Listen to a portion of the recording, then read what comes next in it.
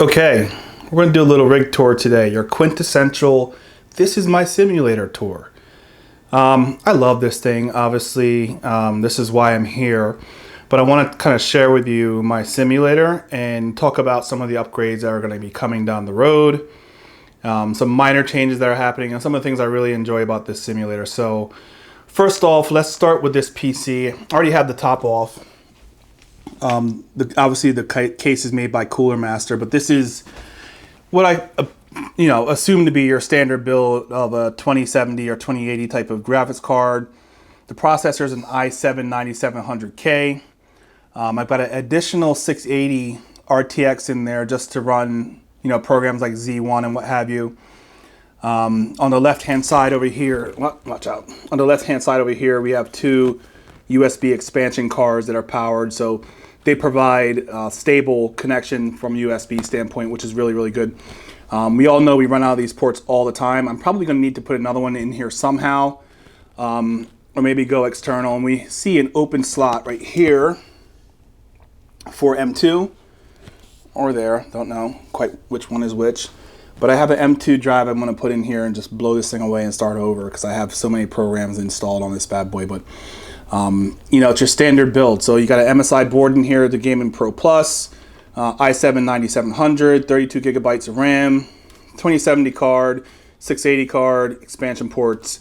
It's got an SSD in there that's 500 gigabytes. Ran out of space on that really quickly.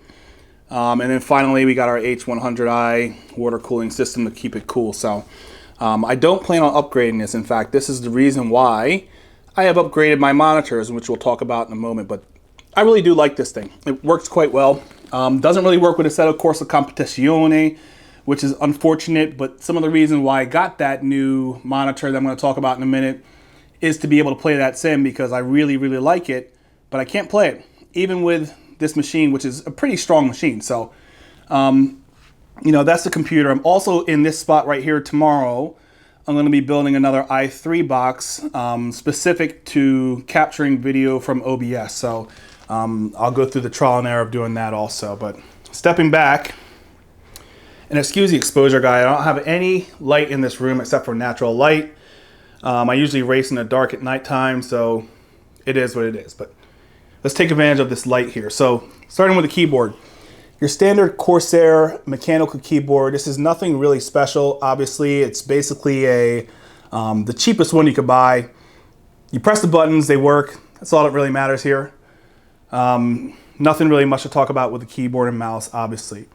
So moving on to the actual rig itself, let's back up a little bit and show what we're going to be looking at. This little section right here is where we'll start.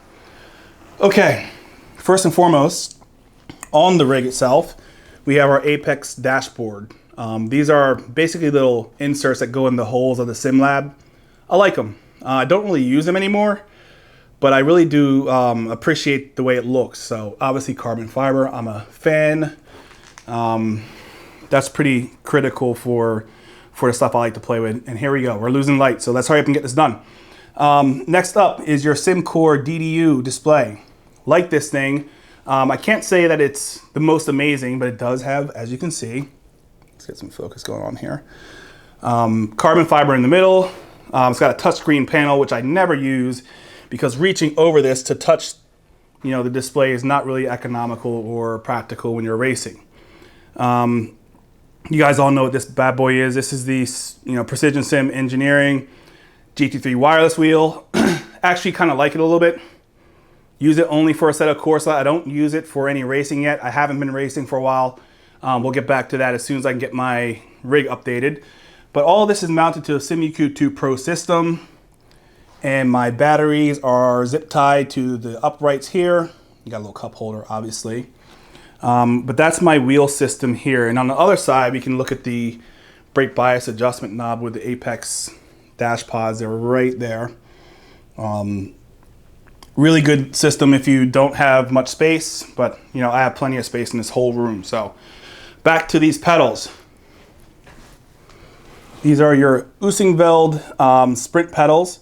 I think I have them set around 60, maybe 55 kilograms of force. I have the medium rubbers on. Really like those things.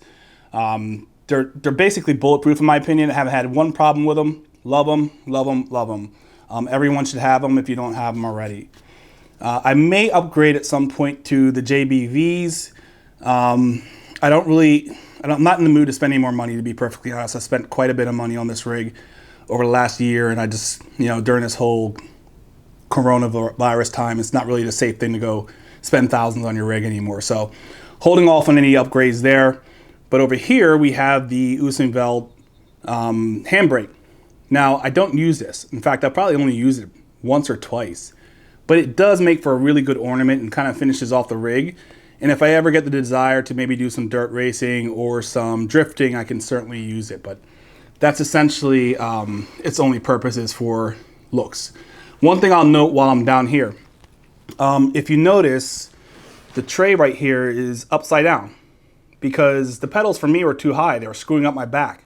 So I lowered the pedals down to get my knees below basically the pedal himself. And it ended up helping my back quite tremendously because I have the back of a 90-year-old man. So I'm really happy about inverting that setup right there. My pedal game is where I want it to be, not even in consideration to upgrade unless, like I said, I find a really good deal on JBVs. Okay, so stepping back, we got an NRG Innovations racing seat. This is a really inexpensive seat, guys. I think I paid $180 for this new. And I got it from Walmart of all places because they have, that drop shipping setup right now. But what I really like about this seat are two things. It's the smooth fiberglass back. I can add a livery to this whenever I want to. And then these panels in the front, I obviously pull off. So I have this loaded up with some extra juice in there just because I need lumbar support because my L5 S1 is destroyed. So that chair made it really easy to stuff the padding in and get it done. Moving on. This side we have the other half of the Apex dash pods. This is your brake bias adjustment or whatever you want to set it to. Like I said, I don't really use these too much because sometimes my knuckle ends up rolling this around. So, if I'm using an extension, it's fine, but I'm not. So it basically is another ornament piece for the rig. It makes it look really good. And guess what? It's carbon fiber. So I'm really happy about that too. Okay. Sorry about the shaky camera. I haven't got my stabilizer set up yet, so deal with it. Open Sim Racing button box. This thing, look at it. This is basically a replica of what's in the GT3 Cup car. And originally my whole goal with this rig was to replicate the wheel. I wanted the whole dash, but too much money for that too. But this is a good stand-in for button box functionality. The one issue I have with this is this little wheel right here. Got to contort myself. So, obviously the wheel doesn't match the highlighted section back there. So we have to figure out how to fix that. But honestly, I don't really look at it or care because it's not that big of a deal to me. But if you're really sensitive to little things like that, you might want to, at least glue it down or adhere it a little bit better. Okay, moving on. Last item, I think. ProSim H pattern shifter. This is my beloved. I just shot a video on this shifter and I really, really do like it. I think it just looks fantastic. It just feels great, looks good. This is one of this is one of the most important pieces of my rig. I do quite a bit of manual driving nowadays. So I'm happy about that. And then we're going to back up and talk about these monitors. These are MSI 322 CQ-RV monitors. They're 2K monitors, 144 refresh. They do run G-Sync. Love them. I'm quite hesitant to get rid of them, to be perfectly honest. I really do like them. But I have the Odyssey G9 coming in tomorrow. So, assuming that G9 doesn't catch on fire or melt my house down, I will be holding on to that for quite some time. But this is basically my setup. Tomorrow, I'll put the G9 on. I'll shoot another review video. But this is my rig, guys, so I really, really do enjoy it. One of the cool parts is George from SimCore, basically built me a integrated mount similar to the SimLabs to hold this bad boy. And this is where excuse the shit show in the background, guys. Like I'm a boy, I'm not that clean. This will be where my ultra wide is mounted to right there. Up there I have another ultra wide that I'll use for my Z1 and telemetry. And then life is grand. So this will be done hopefully by end of weekend. And I'll share with you, and I'm going to clean up those wires, guys. Like, I've been making so many modifications to this thing, I don't even care anymore.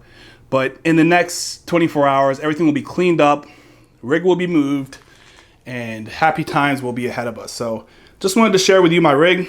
Let's talk about it. What upgrades are you guys doing? Let's talk about some of this gear and some of these new monitors and new equipment that's coming out for these this simulation environment, because it's getting to be a really exciting time. So closing off, thank you all for taking a look at this. Any questions, just go ahead and shoot me a message. Love to talk about equipment. I spend probably 50% of my day on Facebook chit-chatting, so hit me up. Let's talk about some gear, and I'll see you guys on track.